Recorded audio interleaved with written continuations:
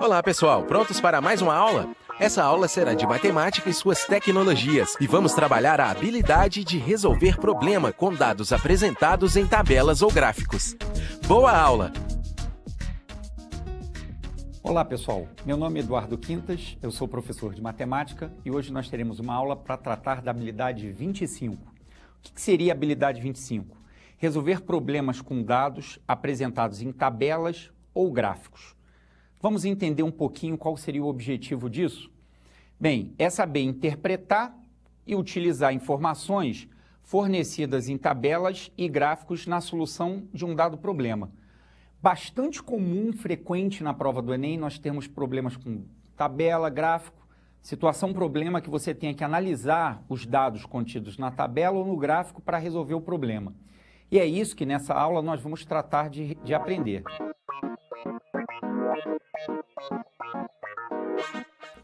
Vamos inicialmente pensar numa determinada situação, problema.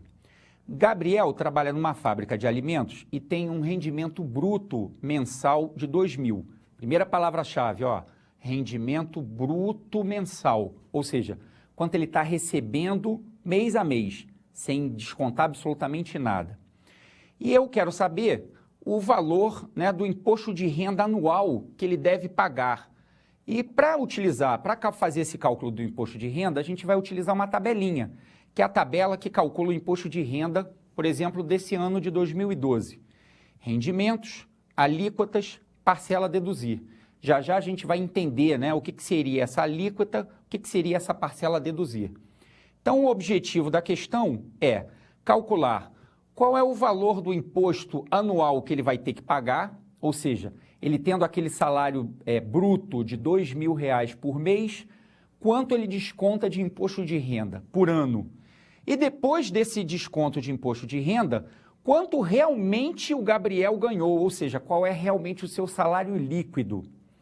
Bem, para calcular o imposto de renda, né, repara, nós vamos ter que fazer um cálculo de uma alíquota, ou seja, de um percentual. Então, antes da gente sair resolvendo o problema, a gente vai ter que ter um pouquinho de noções de porcentagem.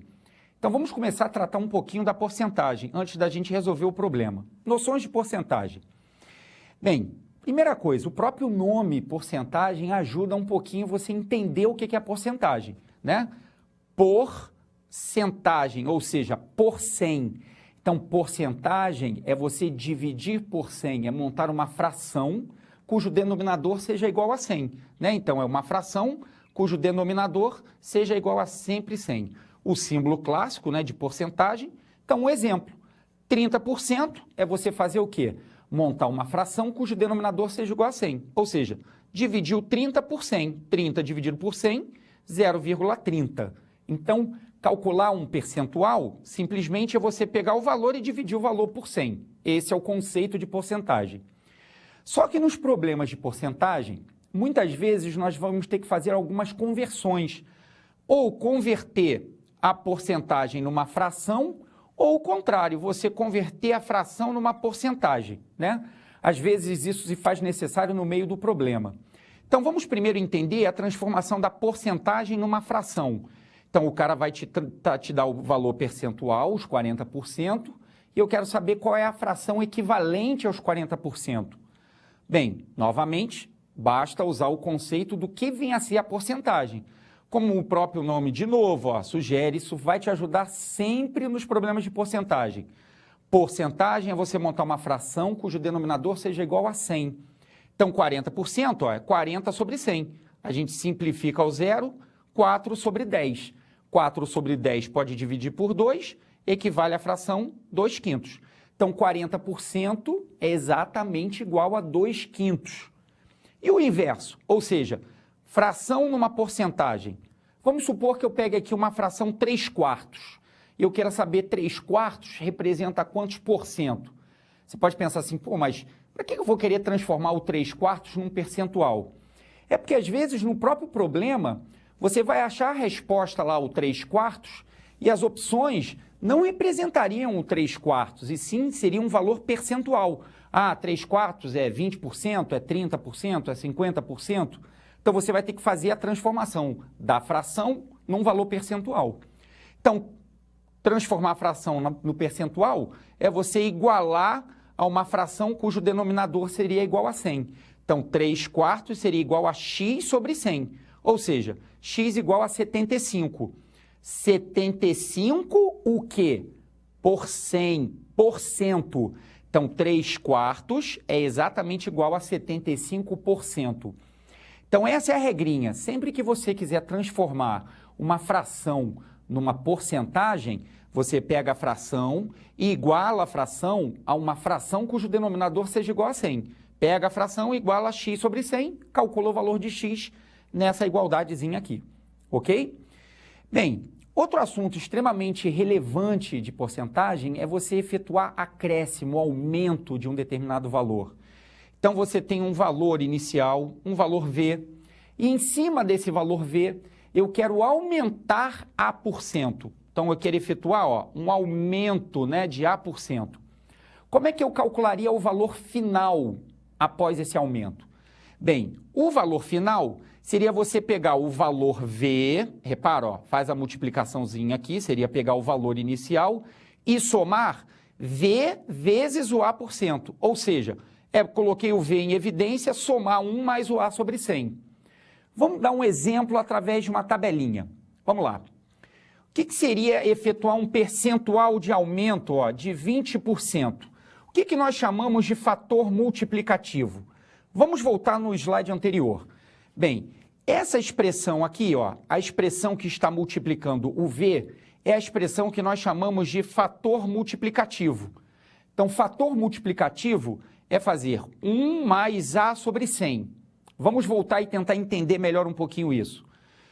Então, aumento percentual de 20%. O que seria isso? Somar 1 mais aqui, o A%.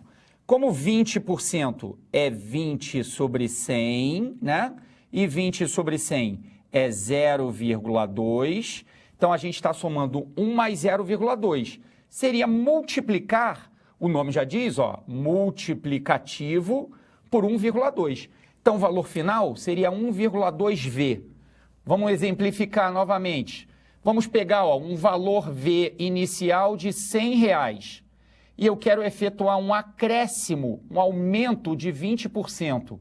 Como é que eu iria calcular o valor final? Ora, bastaria você pegar os R$100 e multiplicar por 1,2, ou seja, R$120. Então, o fator multiplicativo é, na verdade, o número que a gente vai ter que multiplicar o valor inicial para a gente obter o valor final. Então, o aumento de 20% seria multiplicar por 1,2. Outro exemplo, um aumento de 75% seria 1 mais o 75%. 1 mais o acréscimo de 75% seria multiplicar por 1,75. Então, o valor final seria 1,75 do valor inicial. E um aumento de 100%? Ora, 1 mais o 100%, 100 sobre 100, que daria 1, seria multiplicar por 2.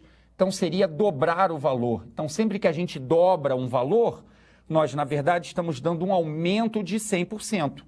Vamos entender aqui no exemplo novamente. Tem o meu valor inicial de R$100. Quero dar um aumento de 100% nesses meus R$100. Qual seria o meu valor final? Basta multiplicar por 2. Então, multiplicar por 2 seria dar um aumento de 100%, ou seja, R$200. Bem, assim como nós efetuamos um determinado aumento, nós também vamos querer dar desconto, decréscimo, queda de um determinado valor. Então, a diferença, que queda ou desconto percentual, ao invés de você estar somando o A%, como você fez no aumento, você vai fazer o quê?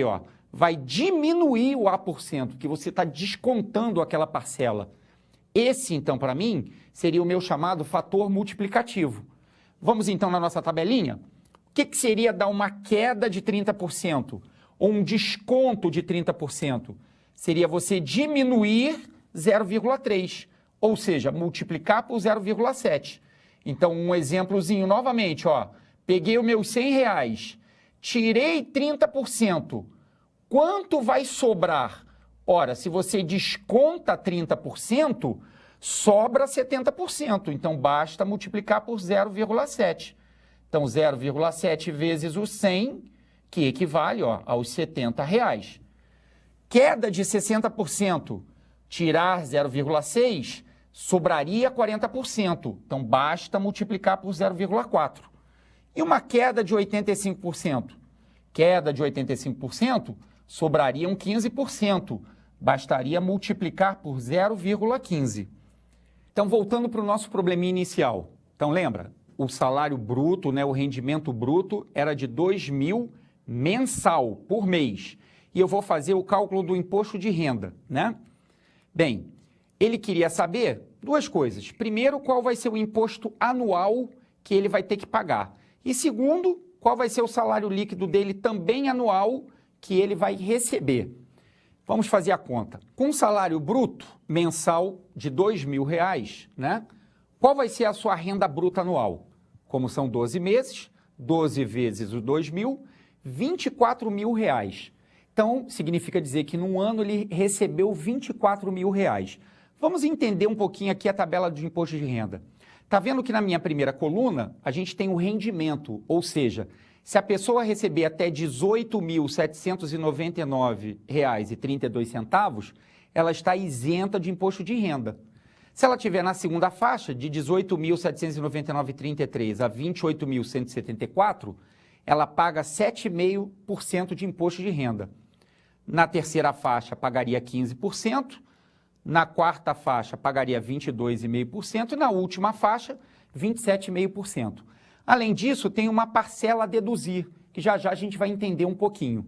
Então, como o nosso Gabriel recebeu 24.000, 24.000, repara, está dentro dessa faixa, está entre 18.799 a 28.174. Então, quanto que ele vai pagar de imposto de renda?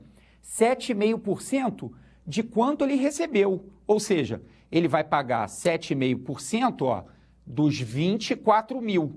Só que tem uma parcela a deduzir, e a parcela a deduzir, nesse caso, seria R$ 1.409,95. Ou seja, em cima do imposto, a gente vai deduzir, descontar R$ 1.409,95. Então, qual seria o imposto? 7,5%, porque ele estaria na faixa dos 7,5% dos 24.000, menos a parcela a deduzir. O que é o 7,5%? 7,5%, 7,5% sobre 100, vezes os 24.000, menos os 1.409,95. 7,5% de 24.000 equivale a 1.800, menos os 1.409, esse seria o imposto de renda que ele vai pagar. Qual seria o salário líquido, ou seja, quanto é que ele recebe? Bem, o salário bruto dele é 24.000 e ele teria que pagar de imposto R$ 390,05. Então, a gente teria que descontar os R$ 390,05. Qual seria o verdadeiro salário dele? Quanto é que ele bota no bolso? R$ 23.609,95. É isso, pessoal. Espero que vocês tenham aprendido nessa aula noções de porcentagem, trabalhado um pouquinho com tabela e até a próxima. Para desenvolver melhor essa habilidade, consulte a ficha de estudo número 55. Bom estudo e até a próxima aula!